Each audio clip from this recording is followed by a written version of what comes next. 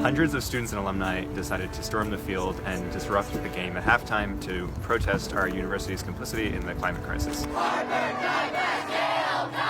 We can't continue with business as usual when our universities are complicit in the degradation of our planet and our communities. Those of us who have the privilege of going to institutions like Harvard and Yale have a unique responsibility to stand up for climate action and to stand with those who are really on the front lines of the crisis. The day that we stormed the field, there were 150 organizers trained to storm with us and to wait on the field until our demands were met. What we didn't expect was that hundreds more students and community members would join us from the stands, recognizing that this crisis is too urgent not to take action.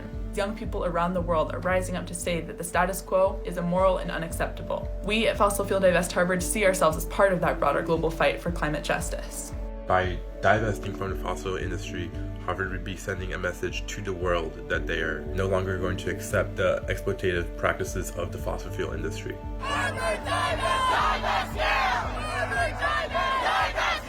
Bernie Sanders is the candidate who talks the most about the climate crisis and talks about it as truly an urgent threat.